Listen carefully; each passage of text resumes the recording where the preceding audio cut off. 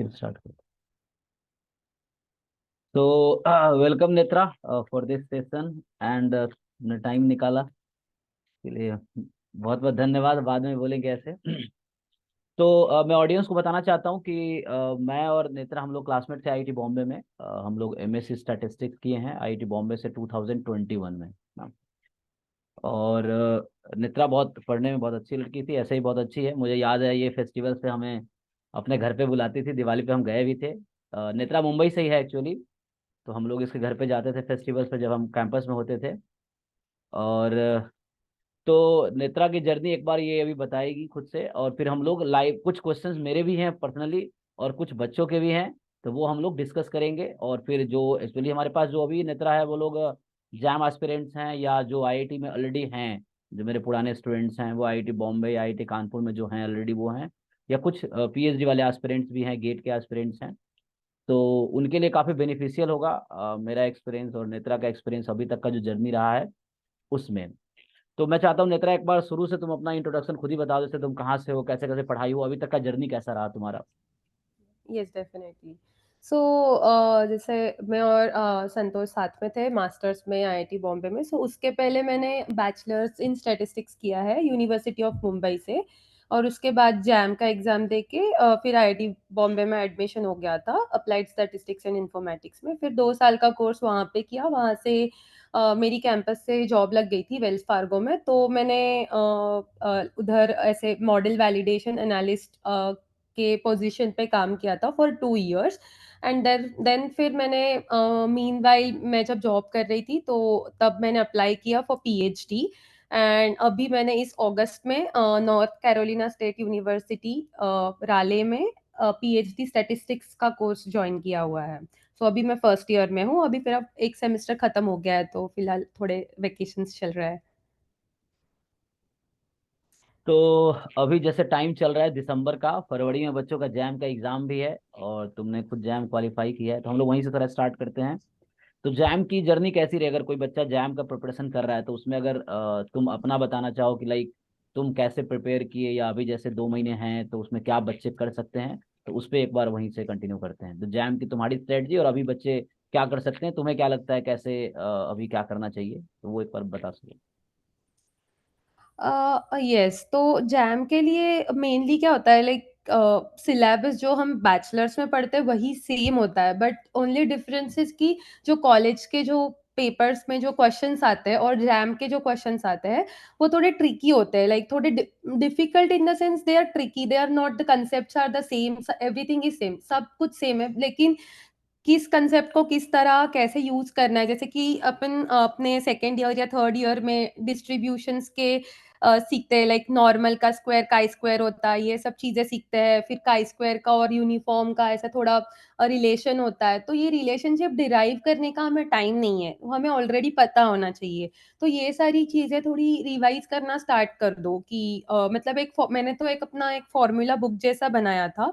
तो मतलब अभी मुझे याद नहीं है उसका पीडीएफ मेरे पास है या नहीं, बट इन केस मुझे मिला क्योंकि मेरा पुराना लैपटॉप करप्ट हो गया, तो आई थिंक मेरे पास अगर ईमेल पे होगा तो मैं संतोष को भेज दूंगी।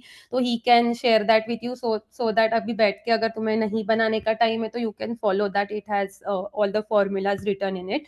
और जो भी मेन कंसेप्ट है, जो उससे ट्रिक्स है थोड़े बहुत, वो लिखे हुए हैं उसमें। मैंने जब जब मैं पढ़ती थी I use to note everything down कि हाँ ये ट्रिक, मतलब जब भी कोई भी क्वेश्चन मैं पढ़ती थी कहीं से मुझे कुछ अच्छा लगता था और अगर उसमें कोई ट्रिक यूज होती थी वो मैं लिख के रखती थी कि कभी फ्यूचर में ये काम आ सकता है। सो जैम के क्वेश्चन रिपीट नहीं होते, लेकिन ये ट्रिक्स और ये तो सेम ही रहते हैं हर एक चीज में। तो आई वुड सजेस्ट यू कि तुम लोग भी अभी वो ऐसा कुछ बनाना स्टार्ट कर दो, तो डिस्ट्रीब्यूशंस तुम्हें वो सब कुछ रिवाइज हो जाएगा। और जैसे ही क्वेश्चन देखोगे तब पता चलेगा कि हाँ ओके, इस डिस्ट्रीब्यूशन से रिलेटेड क्या क्या चीजें है, मुझे यहाँ पे क्या क्या पूछा है। तो फिर यू कैन प्रोबेबली वो क्वेश्चन पढ़ के जो प्रोसेसिंग टाइम होता है कि करना क्या है, तो वो थोड़ा कम हो जाएगा और उसमें टाइम का थोड़ा बचत हो जाएगा। तो मुझे लगता है कि वो कर सकते हो। और पास्ट ईयर जो पेपर्स है जैम के जितने भी है वो तो करने ही है, तो मैं मतलब उसमें का एक भी क्वेश्चन छोड़ना नहीं है, वो तो होना ही चाहिए कंपलसरी। तो वो स्टार्ट करो, अगर अभी तक स्टार्ट नहीं किया है तो वो सॉल्व करना स्टार्ट कर दो। उसमें ही काफी सारे ट्रिक्स आपको मिल जाएंगे, तो वो समझ में आ जाएगा किस तरीके से क्वेश्चंस पूछे जाते हैं। तो मेरे केस में मैंने सेक्शन ए से ही स्टार्ट किया था, जो आई डोंट नो अभी क्या उसका पैटर्न है। मेरे टाइम पे ए बी सी था, तो ए में मल्टीपल चॉइस में ओनली वन आंसर करेक्ट वाला था, बी में मल्टीपल आंसर करेक्ट वाला था, लाइक चार में से चार भी करेक्ट हो सकते, तीन भी करेक्ट हो सकते, इस टाइप का। और सी में वो था न्यूमेरिकल आंसर वाला, जैसे कि एक ही आंसर वहां पे डालना है, तो रेंज में उसका जो भी रहता है वो अभी भी करेक्ट आ सेम जाता पैटर्न है, और बस चेंज ये है। हुआ, हमारे टाइम पे 60-40 था, अब 70-30 हम्म। हो गया, चैट 70 है, मैथ 30 ओह अभी है। अच्छा अच्छा, ओके, बट हाँ। बस ये ओके ओके ओके, आई सी।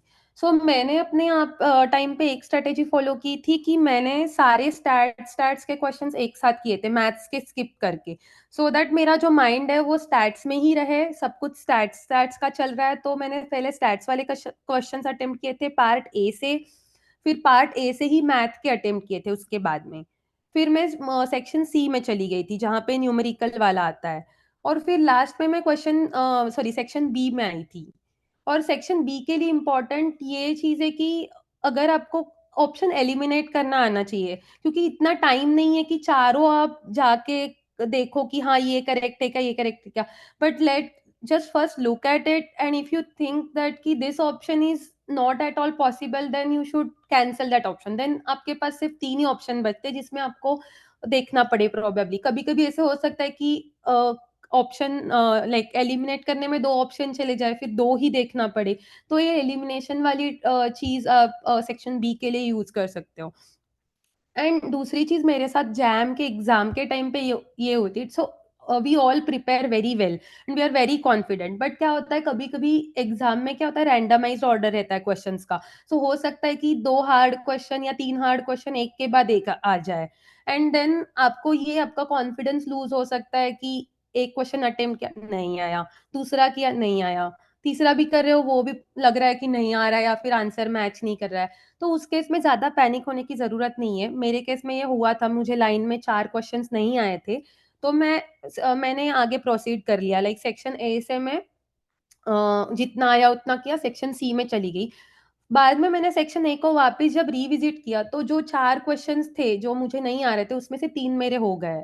लाइक सेम ही चीज थी, मैं कहीं पे पता नहीं कुछ तो गड़बड़ कर रही थी या जो भी था, बट मुझे उस टाइम पे मैं पैनिक हो गई थी। और फिर वो पैनिक मोड में नहीं चले जाना है और बार बार वही क्वेश्चन पे अटक नहीं जाना है, क्योंकि हो सकता है कि उसके बाद वाले जो क्वेश्चन हो वो इजी हो, जस्ट आपको टाइम नहीं मिला बिकॉज आप उस पे ही वो जो आपको क्वेश्चंस नहीं आ रहे थे उसमें आप देखते रह गए कि कहाँ गलती हो रही है या क्यों नहीं आ रहा है। तो आपके जस्ट टाइमिंग की वजह से आगे वाले जो इजी क्वेश्चंस होते हैं वो आपको पढ़ने का ही टाइम नहीं मिला, तो आपके वो वैसे ही रह गए। तो ये नहीं होना चाहिए। और as far as I remember कि सेक्शन ए और सेक्शन बी में ही निगेटिव मार्किंग होती है, आई थिंक सो। या और ओनली सेक्शन सेक्शन ए ए में, में ओनली सिर्फ, हाँ। Section A. हाँ, सो सेक्शन ए में केयरफुली करना है काफी, लाइक अगर आपको लग रहा है कि आपको नहीं आ रहा है, better is to leave that question. मतलब आपको अगर किसी पे तुक्का मारना है तो एक या दो ही क्वेश्चंस मैक्सिमम आप तुक्का मारो, एक सेक्शन ए के लिए बात कर रही हूँ। उससे ज्यादा बिल्कुल नहीं मारना है तुक्का, क्योंकि क्या होता है ना, जैम के जो रैंक्स आते हैं वो लिटरली एक एक नंबर की वजह से आपका रैंक नीचे चला जाएगा। तो इट्स वेरी इंपॉर्टेंट कि आपको जितना आप स्कोर कर पा रहे हो, आपका स्कोर मैक्सिमाइज करने के लिए आपको एक ही, मैंने तो एक ही किया था, तुक्का मारा था एक ही सिर्फ, और वो गलत ही आई थिंक हो गया था मेरा। एक से दो से ज्यादा बिल्कुल नहीं करना है, आपको छोड़ देना है क्वेश्चन, क्योंकि गलत आ गया तो हो गया, मतलब वो -0.66 या ऐसे ही कुछ होता है, तो वो करना ही नहीं है आपको। और बट सेक्शन बी और सी में अगर आपको टाइम भी नहीं मतलब लास्ट के 5 मिनट जो होते हैं एग्जाम के इसी के लिए रखने हैं कि जो भी क्वेश्चन सेक्शन बी और सी में आपने अटेम्प्ट नहीं किए थे और जो खाली जा रहा है, या फिर आपका कुछ तो गैस आंसर आपके पास है, हाँ, तो वो सब मार्क कर देना है, क्योंकि उसमें कोई हार्म नहीं है, लाइक आप yes, मार्क भी करो आपकी कोई निगेटिव क्वेश्चन मार्किंग नहीं जाने वाली है। तो उस केस में वो सब अटेम्प्ट करना ही है, कुछ भी डालो, आंसर जो भी हो पता नहीं, बट कुछ तो अटेम्प्ट करके आओ, इसमें नहीं रहना चाहिए। तो कभी कभी लक अच्छा हो तो तुक्का लग जाए तो मार्क्स भी मिल जाएंगे। तो वो एक चीज ध्यान में रखना इम्पोर्टेंट है मुझे लगता है। और यस आई थिंक, हाँ मतलब वही चीज है। मैंने यही दो तीन, जैसे और एक चीज मैंने जैसे पहले बताई कि मैंने मैथ्स और स्टैट्स के सेग्रीगेट किए थे क्वेश्चंस, और मैं पहले स्टैट्स के करके बाद में मैथ्स पे जंप की थी क्वेश्चंस करने के लिए। तो वो थोड़ा हेल्प किया था मुझे। और यह टाइम का भी एक बार ध्यान रखो कि कैसे क्या है। अगर बहुत क्वेश्चन पढ़ के लग रहा है नहीं हो रहा है, या फिर होना मतलब होगा नहीं होगा, जो भी है, पता चल जाता है पढ़ने के बाद कि कितना टाइम लगने वाला है। अगर ज्यादा टाइम लग रहा है तो आगे मतलब बढ़ो, और फिर बाद में क्वेश्चन को रिविजिट कर सकते हो, तो वो हेल्प करेगा। ठीक है, तो बहुत अच्छा बताया तुमने जैम के लिए। तो अभी है ना, जो जैम वाले बच्चे थे उनके लिए हमने है ना जैम का स्टडी जाना नेत्रा से। अभी आगे जैसे जैम के बाद आप आईआईटी बॉम्बे तुम पहुंचे थे, तो आईआईटी बॉम्बे का 2 साल का जर्नी कैसा रहा तुम्हें, मतलब क्या लगता है? तो हाँ, बहुत खुशी तो हो गई थी जब जैम का रिजल्ट आ गया था कि अभी तो कहीं तक पर तो होने ही वाला है। तो मेरा आईआईटी बॉम्बे का प्रेफरेंस था। तो पहले मैं ये प्रॉब्ली कहना चाहूंगी कि मैंने आईआईटी बॉम्बे क्यों सिलेक्ट किया ओवर आईआईटी कानपुर, क्योंकि मतलब ये भी क्वेश्चंस काफी लोगों को रहता है। तो आईआईटी बॉम्बे में कैसा है कि मोर ऑफ थोड़ा अप्लाइड टाइप का कोर्स है, थोड़ा चीजें भी लाइक जो भी मतलब क्या बोलते कोर्सेस होते हैं, वो सारे अप्लाइड टाइप के, थोड़ा कोर्स स्ट्रक्चर भी इवन मतलब कोर्सेज का नेम्स तो चलो है भी, बट अगर आप प्रोबेबिलिटी का यहाँ का कोर्स लो और प्रोबेबिलिटी कानपुर का लो, तो थोड़ा अप्रोच जो रहता है थोड़ा अप्लाइड टाइप का रहता है। तो मुझे थोड़ा पता नहीं, मतलब मुझे लग रहा था कि जॉब दोनों ऑप्शंस ओपन रहेंगे, अच्छा रहेगा, प्लेसमेंट्स आईआईटी बॉम्बे के अच्छे थे, और दूसरा और एक चीज, मेरा घर भी बॉम्बे में ही था, तो मुझे मतलब घर वाले भी बोल रहे थे कि चलो बॉम्बे बेटर बेहतर है, वैसे रैंकिंग वाइज भी बॉम्बे बेहतर था, तो फिर मैंने बॉम्बे में चूज कर लिया। और दूसरी और एक चीज, आई थिंक बॉम्बे का ग्रेडिंग सिस्टम 1 पॉइंट वाला है, लाइक 10, 9, 8, 7, वेर एज कानपुर का 10 के बाद सीधा 8 आता है, 6 आता है, तो वहां पे you have to be in, अच्छा अगर स्कोर करना है तो 8 या ऐसे ही 7 का ऑप्शन है नहीं वहां पे, तो सीधा 6 पे चले जाओगे, तो स्कोर का वो भी सीन है थोड़ा। तो इसीलिए फिर मैंने बॉम्बे चूज किया था। और फिर बॉम्बे में एक बार आए तो 2 सेमेस्टर आई थिंक पहले एक्चुअल कैंपस में होते, फिर कोविड आ गया, उसके बाद तो घर से ही सब कुछ चल रहा था। But overall it is very, it has been like a great experience in IIT Bombay. और पढ़ना लाइक मतलब ये सोच के मत जाओ कि सब कुछ स्पून फीड करेंगे, क्योंकि जनरली जब बैचलर्स में होता है तब बहुत सारी चीजें स्पून फीड की जाती है, और बताते हैं कि एग्जाम में यही आने वाला है, एग्जाम में इसी से आएगा उसी से आएगा। तो वो माइंडसेट लेके किधर भी, बॉम्बे हो या कानपुर हो, किसी में भी आपको ये माइंडसेट लेके नहीं जाना है कि मैंने जो क्लास में पढ़ा है उसमें से ही आएगा। जरूर कंसेप्ट तो सेम ही रहने वाले, लेकिन जो क्वेश्चंस आएंगे वो प्रोफेसर खुद बना के देते या कहीं से देते हैं, जो तुम्हें नहीं कहीं पे मिलेगा। तो वो माइंडसेट लेके नहीं जाना है। तो अच्छे से पढ़ना पड़ेगा, कंसेप्ट समझना है, ऐसे मगिंग मगिंग अप से नहीं होगा काम। तो और बाकी भी खुद से थोड़ा कोडिंग वगैरह एक्सप्लोर करना पड़ेगा, अगर आपको इंटर्नशिप चाहिए ये सब चाहिए, तो कोडिंग थोड़ा पाइथन आर वगैरह ये सब थोड़ा पढ़ना पड़ेगा। वो खुद से पढ़ना पड़ेगा ज्यादातर। ऐसे कोर्सेस में पाइथन तो मेरे टाइम पे तो कवर नहीं हुआ था, आर में थोड़ा रिग्रेशन का वगैरह था, बट अदरवाइज तो पाइथन वगैरह तो खुद से ही पढ़ना पड़ा था। तो वो सब चीजें थी, अच्छा था, ओवरऑल एक्सपीरियंस काफी अच्छा था। हाँ, तो नेता जैसे हम लोग चूंकि 19 to 21 में थे, तो कुछ चीजें काफी चेंज हुई हैं उसके बाद। जैसे मैं बताता हूँ, अपना कोर्स का नाम अब एमएससी स्टैटिस्टिक्स हो गया है बॉम्बे में। ठीक है, कानपुर में भी सेम ही है, और ग्रेडिंग सिस्टम भी कानपुर में इम्प्रूव हो गया है, सेम सिस्टम जो बॉम्बे का है वो हो गया अब। ओ और अच्छा अच्छा, कानपुर ने मुझे पहले प्योर अप्रोच था उनका, उन्होंने भी काफी अब चेंजेस किए हैं, न्यू अच्छा सिलेबस किया है। इस बार से उन्होंने लगाए हैं या पिछले बार से लगाए हैं, उसमें भी आर और वो लोग काफी लैब्स ऐड किए हैं, और अप्लाइड के कोर्सेस, कंप्यूटर साइंस के कुछ कोर्सेज ऐड किए हैं। बहुत चेंजेस ओ, हुए और अपने फिर यहाँ तो भी। आई थिंक हाँ, कंपेरेबल हो गया है दोनों। तो जैसे हम लोगों ने C++ के कोर्स किए थे फर्स्ट सेमेस्टर में, तो अब वो हाँ, वो हटा के हटा अपना दिया है ना, आर वो कर पता दिया था। है। अब वो आर कर दिया, डिपार्टमेंट लेवल पे कर दिया। हम लोग बीटे वालों के साथ C++ करते थे, अब वो हाँ डिपार्टमेंट करेक्ट। लेवल के ही कोर्स हैं जो सिर्फ डिपार्टमेंट वाले करेंगे, और आर हो गया है। हाँ ये चीज मुझे पता था। हम्म। हाँ, तो ये सब थोड़े से चेंजेज हुए हैं। तो अब कानपुर भी मतलब लगभग नेम भी सेम हो गया है, और कोर्स स्ट्रक्चर भी हम्म। लगभग सेम कर दिया उन्होंने भी, ऑलमोस्ट वैसे ही है। करेक्ट है। ठीक है अच्छा तो, है एक्चुअली। हाँ मतलब हम्म वही।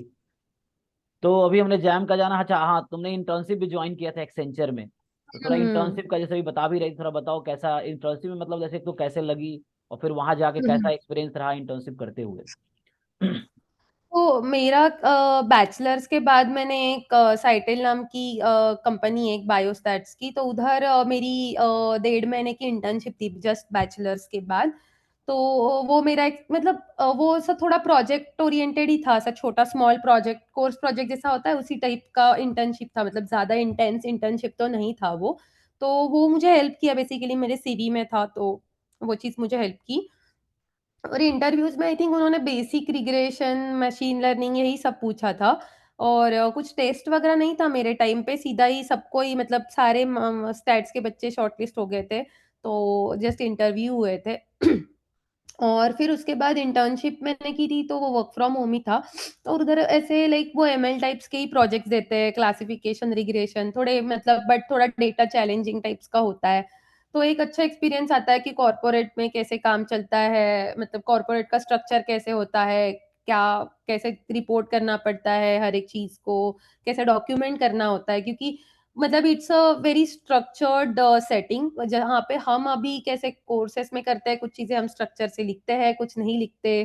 तो everything needs to be documented, so that is what main thing about corporate. And तो वो इंटर्नशिप का एक्सपीरियंस वैसे अच्छा था एक्सेंचर में। मुझे पीपीओ भी मिला था, बट फिर मुझे मतलब मेरा एक्सपीरियंस वैसे अच्छा था बट थोड़ा हेक्टिक था, तो फिर मुझे लग रहा था कि प्रोबेबली बेटर अपॉर्चुनिटीज मिल जाएंगे, तो इसीलिए फिर मैंने वो छोड़ दिया था और फिर मैं बैठ गई थी प्लेसमेंट्स के लिए, जो मुझे फिर उसके बाद में वेल्स फार्गो मिला। तो वेल्स फार्गो का एक्सपीरियंस एक्चुअली एक्सेंचर से बेटर था, लाइक वर्क लाइफ बैलेंस और ये सब चीजें काफी बेटर थी, और मैनेजर वगैरह थोड़े अच्छे थे मेरे वेल्स फार्गो में, और काम भी अच्छा था, सैलरी भी अच्छी थी, एक्सेंचर से ज्यादा ही थी, तो that was also main point. तो हाँ वही। और इंटरव्यू एक्सपीरियंस भी वेल्स फार्गो का आई थिंक बेटर था। तो ये तो हो गया इंटर्नशिप का। उसके बाद तो इंटर्नशिप के बाद तुमने, हाँ ऐसे जॉब ज्वाइन किया, ठीक है, जॉब अराउंड 2 साल लगभग जॉब किया तुमने अप्रोक्स, है ना। यस यस, 2 साल हाँ का तो किया। फिर पीएचडी का थोड़ा बताओ, कैसे माइंड में आया, या जॉब छोड़ने का क्यों प्लान हुआ ऐसा। सो पीएचडी का एक्चुअली मेरे माइंड में थोड़ा पहले से ही था, जब मैं मास्टर्स कर रही थी, कि थोड़ा पॉसिबिलिटी था मेरे मन में कि हाँ ठीक है, ये ऑप्शन भी देख सकते हैं। But the only thing was कि बहुत ज्यादा से पढ़ाई पढ़ाई हो चुकी थी, तो मुझे लग रहा था कि अब थोड़ा ब्रेक लेना चाहिए, मुझे थोड़ा कॉर्पोरेट एक्सपीरियंस भी करना है।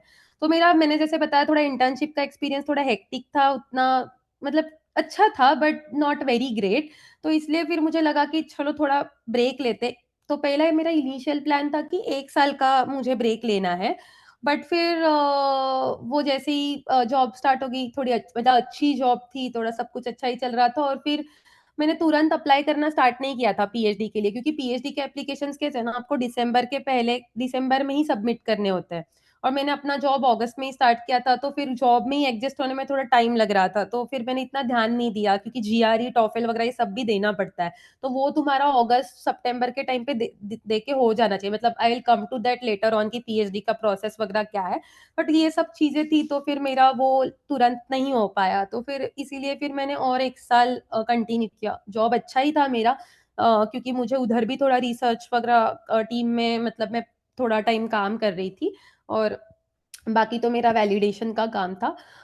तो फिर मेरा पहले बेसिकली मेरा पहले माइंड में था ही, और मैंने काफी लोगों से बात भी की उसके बाद में, जैसे जिन्होंने जॉब करके पीएचडी की है, लाइक अपने आईआईटी बॉम्बे में ही एक दो सीनियर्स है, सेम चीज की हुए उन्होंने, तो उनसे भी बात की मैंने। फिर एक्चुअली मेरे जॉब में जो मैनेजर वगैरह थे, वो भी पीएचडी पोस्ट डॉक किए हुए थे, तो उनसे भी थोड़ा मैंने बात किया। तो ओवरऑल मुझे थोड़ा पॉजिटिव रिस्पॉन्स ही मिला लोगों से, फिर मुझे लगा कि अच्छा है, अब एटलीस्ट ट्राई कर लेना चाहिए, एप्लीकेशंस करने चाहिए, अगर अच्छा मिल जाता है कहीं यूनिवर्सिटी तो बेहतर है, नहीं है तो जॉब है ही। तो इस टाइप का था। तो मैंने मतलब मेरा ऐसे नहीं था कि मुझे आना ही है यहाँ पे, कोई भी यूनिवर्सिटी मिले मुझे चलेगा, तो मेरा ऐसा था नहीं। मैंने यूएस के टॉप 30 स्कूल्स में से मेरा लिस्ट बनाया था पीएचडी के, जो मैंने एप्लीकेशंस किए थे। तो थोड़े हाई लेवल वाले थे, थोड़े मीडियम लेवल वाले थे, और थोड़े थोड़े सेफ यूनिवर्सिटी बट अच्छे यूनिवर्सिटीज फिर भी उस टाइप के मैंने वैसा किया था। तो और फॉर्चुनेटली मेरा लाइक तो कितने 4 जगह से मुझे एडमिट आ गया था। एंड फिर मुझे लगा कि अच्छा यूनिवर्सिटी मिल ही रहा है तो फिर जाते हैं। तो फिर इसीलिए ऐसे मतलब पीएचडी का डिसीजन ऐसे हुआ था। और थोड़ा लर्न मुझे लग रहा था कि मास्टर्स लेवल पे लर्निंग तो हुई है, लेकिन मुझे थोड़ा और इन डेप्थ जाने का मन था मेरा पहले से ही। तो फिर मुझे लगा कि आई थिंक बेटर है ऑप्शन पीएचडी का, तो इसीलिए मैं पीएचडी में आई। तो यस। अच्छा, तो मतलब जैसे पीएचडी के बाद मतलब क्या वापस एकेडमिक में आने का प्लान है, या फिर वो जॉब में ही सोच रहे हो कुछ ऐसा? तो अभी मैंने ऐसा डिसाइड नहीं किया है कुछ कि एकेडमिक्स में जाना है या क्या इंडस्ट्री बोलते में? हैं हाँ, इंडस्ट्री में। हम्म। तो यूएस में बेसिकली दोनों ऑप्शंस बहुत मतलब दोनों के बहुत ज्यादा ऑप्शंस अवेलेबल है। एकेडमिक्स में जाना है तो मुझे पोस्ट डॉक आगे करना पड़ेगा, बट अगर इंडस्ट्री में जाना है तो भी काफी पीएचडी के मतलब इधर कैसे है कि डेडिकेटेड पीएचडी पोजीशंस अवेलेबल होते हैं। जैसे इंडिया में थोड़ा मिक्सचर होता है कि मास्टर्स या पीएचडी मतलब, और वो सैलरी भी सेम ही देते हैं, जितना मास्टर्स को देते हैं उतना ही पीएचडी को देता है। बट यूएस में there is a clear segregation of roles कि यहाँ पे they will only hire PhDs, यहाँ पे they will only hire masters, then they won't hire PhDs for those roles जहाँ पे उन्होंने मास्टर्स या बैचलर्स का रिक्वायरमेंट दिया है। तो यहाँ पे like biostats like pharma companies हो गए, या फिर ऐसे फिनटेक हो गया, बैंक्स हो गए, या फिर गूगल, ये सब हो गए टेक कंपनी, सब में ही पीएचडी के स्टैटिस्टिक्स या मशीन लर्निंग इस टाइप के पोजीशंस अवेलेबल होते हैं। तो मेनली फार्मा वगैरह में काफी रिक्रूट करते हैं स्टैट से, जैसे एलाई लिली अपने यहाँ पे जो आई थी रिक्रूट करने, वो हो गया, जीएसके हो गया, फाइजर हो गया। तो ये सब जगह पे काफी पोजीशंस अवेलेबल होते हैं, तो वहां पे भी जा सकती हूँ। बट फिलहाल के लिए अभी डिसाइडेड नहीं, क्योंकि और 4 साल है। तो मैं प्रोबेबली अपने जब फाइनल ईयर में वगैरह होंगी तब तक मुझे बेटर आइडिया आ जाएगा। बट अभी के लिए ऐसा क्लियर कुछ डिसाइड नहीं किया है कि क्या करना है क्या नहीं करना है। इवन प्रोबेबली मुझे अगर पसंद आ मतलब मुझे लगता है कि मुझे इंडस्ट्री में जाना है, तो मैं 1 साल इंडस्ट्री में जाके वापस पोस्ट डॉक पे आके फिर भी एकेडमिक ट्राई कर सकती हूँ। वैसे भी मैंने मतलब मेरे 1-2 सीनियर से उन्होंने वैसे भी किया हुआ है। तो there are multiple opportunities available, so I am just not, अभी मैंने कुछ डिसाइड नहीं किया कि क्या करना है। तो बिल्कुल। देखते हैं आगे। अच्छा, जैसे प्लेसमेंट्स का बच्चों का रहता है आईआईटी बॉम्बे का, कि बॉम्बे में हम्म प्लेसमेंट्स होता है, क्या पैकेज मिलता है। चलो हम लोग 19 to 21 में थे, ऑलमोस्ट हम्म 20 साल हम्म हो गया। तो तुम्हें ऐसे एक्सेंचर से पीपीओ मिला था, उस समय कितना दे रहे थे वो लोग?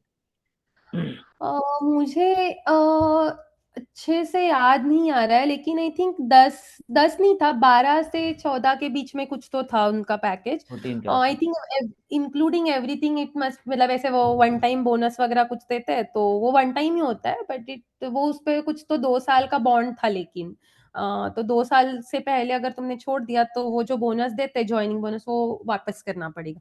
सो हर एक कंपनी में वैसे बॉन्ड होते हैं। वेल्स फार्गो में 1 साल का बॉन्ड था कि अगर 1 साल में छोड़ दिए तो, वैसे 1 साल में कोई छोड़ता नहीं है तो इट मेक सेंस, ठीक है। बट एक्सेंचर में 2 साल का था, बट आई थिंक वो ही ऐसा 14-15 ऐसे ही पैकेज था, हाँ, 14 था। सीटी से अराउंड 15, हाँ 14-15 होगा ना। हाँ सीटीसी 15 था, बट इन एंड कुछ ऐसे 13-14 था, आई थिंक सो। और इसका कितना था तुम्हारा, अभी जो वेल्स फार्गो में थे? वेल्स फार्गो का तब वो सीटीसी लोग 20 दे रहे थे। CTC was initially 30, 30। In and was 20, yes. अच्छा, सीटी से but 30 I lakh think rupees था, उन्होंने इस इन बार हैंड बढ़ा 20। दिया है। इस बार बढ़ा दिया है, या इस साल या लास्ट ईयर उन्होंने बढ़ा दिया था। अब मुझे अच्छे से पता नहीं है, बट आई थिंक सो बढ़ा दिया था थोड़ा। एक्चुअली ये मुझे इसलिए से पूछना पड़ रहा है, बच्चे मुझसे बहुत पूछते हैं सर कितने लाख का प्लेसमेंट होता है। बच्चे कई बार ना, जो बीएससी वाले हैं, वो पैसों के हुँ, लिए काफी पैशनेट रहते हैं ना, कितना पैसा मिलेगा, तो ऐसे हाँ, अपन करके। भी थे एक टाइम पे, ऐसे लग रहा था हाँ, इतना पैसा मिलेगा, उतना पैसा मिलेगा, तो हाँ, करेक्ट है। तो वो क्या होता है ना, मतलब ऐसे तुम जनरलाइज़ नहीं कर सकते हो। हमारे यहाँ टाइम पे वेल्स फार्गो आई थी, लेकिन उसके 2 साल बाद 2 साल तक आई थिंक किसी को रिक्रूट नहीं किया था उन्होंने स्टैट से। तो इट वेरी मच डिपेंड्स कि कैसे कंपनीज़ ओपन होती है, कैसा पैकेज लगता है। मैंने तो कभी सुना था अपने बैच के 2-3 साल पहले किसी को बहुत अच्छा पैकेज लगा था, कहीं अमेज़न वगैरह में भी रिक्रूट हुए थे। बट वो सब डायनेमिक चलता है, बट ऑन एन एवरेज आप लेके चल सकते हो कि 16-17 तक का मिल जाता है, मतलब हम्म। बहुत सारी कंपनी का इसी रेंज में होता है, 16-17-18 टाइप्स का।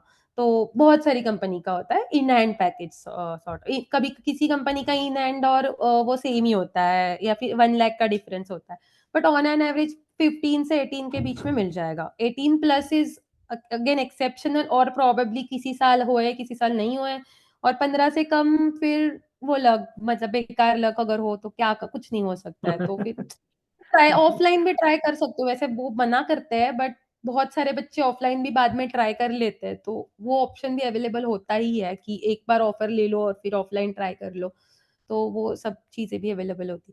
और मैं बताऊं, अगर ढंग से आप पढ़ लो और ढंग से प्रिपरेशन कर लो ना, तो स्टैट्स के बच्चे, मैंने ऐसा सुना नहीं है कि वो अनप्लेस्ड रह गए, लाइक जैसे अभी हमारे टाइम पे थोड़ा कैसे था कि कोविड और उसके वजह से थोड़ा प्रॉब्लम हो गया था, बट अगर मार्केट अच्छी चल रही हो, सब कुछ अच्छा चल रहा है, तो कभी इतना ज्यादा प्रॉब्लम नहीं होता है प्लेस होने में।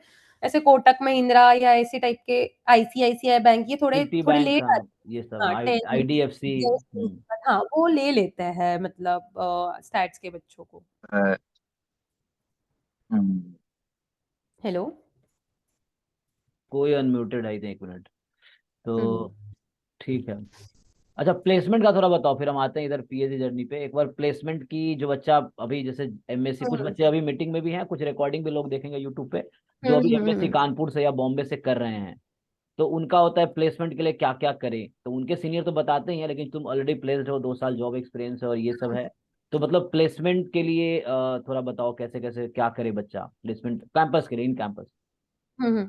सो प्लेसमेंट्स के स्टेजेस होते हैं, जैसे कि पता होगा कि फर्स्ट स्टेज होता है कि वो टेस्ट लेते हैं ऑनलाइन, स्क्रीनिंग वाला जैसा होता है, तो वो तुम्हें मतलब इंटरव्यू से पहले ये होता है, ये आई थिंक अक्टूबर सितंबर से स्टार्ट हो जाता है। कुछ में कोडिंग टेस्ट होता है, कुछ में ऐसे आईक्यू वाला टेस्ट होता है, थोड़े इस टाइप के। तो उसके लिए मैं बुक्स का नाम भूल गई, लाइक वो कुछ तो बुक होता है, वो कुछ फॉलो करते हैं। आईएसएलआर वाली क्या? नहीं, आईएसएलआर आईएसएलआर नहीं, तो ये तो हाँ। एमएल के वगैरह लिए हो गए। अरे वो हाँ ऐसे क्वेश्चंस आते हैं ना तो आईक्यू वो, के, हाँ अच्छा, इजी हाँ वाले, वो ऐसे पैटर्न देते हैं, फिर नेक्स्ट वाला क्या होगा बताओ, इस टाइप के। हाँ तो वो ऐसे सीक्वेंस लेंगे नंबर्स के, नेक्स्ट नंबर क्या होगा, इस टाइप के थोड़े आईक्यू टाइप्स के क्वेश्चंस आते हैं, जैसे कैट में आते हैं, आई थिंक कैट जो एमबीए की एग्जाम होती है, तो उसमें जैसे टाइप के आते हैं, क्वांट के। एप्टीट्यूड टाइप का कुछ। एप्टीट्यूड, या करेक्ट हाँ करेक्ट करेक्ट, एप्टीट्यूड। वो क्वांटिटेटिव एप्टीट्यूड कुछ बोलते हैं उसको। हाँ तो हाँ उस टाइप हाँ। के क्वेश्चंस होते हैं, वो इजी होते हैं, वो ऑनलाइन आप थोड़े टेस्ट दे सकते हो, या फिर कोई बुक है, मतलब बताया ही होगा, प्लेसमेंट सेल ने वगैरह, वो उनके भी कुछ टेस्ट होते हैं, वो भी दे सकते हो। तो उतना वो करना, और फिर उसके बाद पाइथन के लिए, कोडिंग के लिए वो हैकर रैंक, और ये इसमें से जो इजी एंड मीडियम लेवल के क्वेश्चंस है, उतने अगर करो तो आई थिंक हो जाना चाहिए, जो स्टैट्स वाले रोल्स होते हैं, तो उसके लिए। और दूसरी बात, हाँ वो तो बात होगी। तो अभी तो जैसे कि प्लेसमेंट सीजन, मतलब इनिशियल जो मैं पार्ट बता रही हूँ, दिसंबर के लिए जनरली लोग सितंबर अक्टूबर में ये सब प्रिपरेशन करते हैं, और जैसे ही ये सब खत्म हो जाता है, तो नवंबर से थोड़ा इंटरव्यू का प्रिपरेशन करना स्टार्ट करते हैं।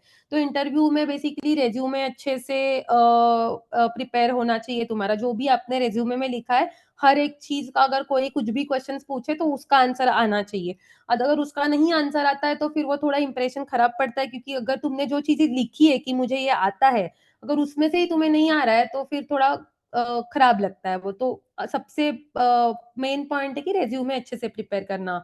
उसके बाद आता है कि ये आईएसएलआर की जो बुक है, वो अच्छे से basic stats, basic ML cover कर लेती है। और अगर आपने डीप लर्निंग वगैरह ऐसा कुछ प्रोजेक्ट कर लिया है, तो वो उस न्यूरल नेटवर्क्स और वो सब का अगर कुछ किया है, तो उसका भी बेसिक्स कवर कर लेना। उसके अलावा कुछ आई थिंक वो लोग पजल्स वगैरह पूछते हैं, कुछ कुछ कंपनीज में एस्टिमेट्स वगैरह कुछ ऐसा होता है, उसको कुछ तो बोलते हैं, क्वेश्चन का टाइप मुझे याद नहीं है, वैसे गेसिंग पजल, गेस वर्क करना होता है थोड़ा। तो उस टाइप के क्वेश्चंस भी किसी किसी इसमें पूछे जाते हैं।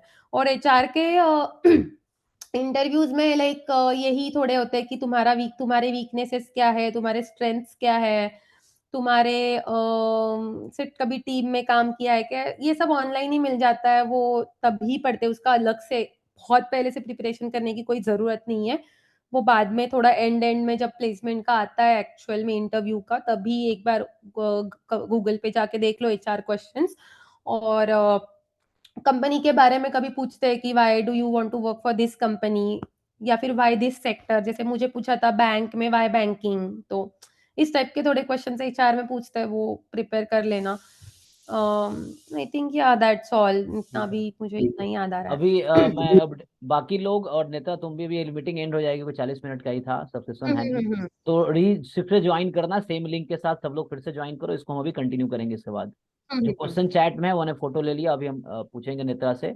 तो ये हम अभी आगे कंटिन्यू करेंगे, क्वेश्चन आंसर सेशन नेक्स्ट में होगा। तो अभी आप लोग फिर से ओके। सेम लिंक से ज्वाइन करो, and then we will continue next 40 minute with this that minute, ठीक है।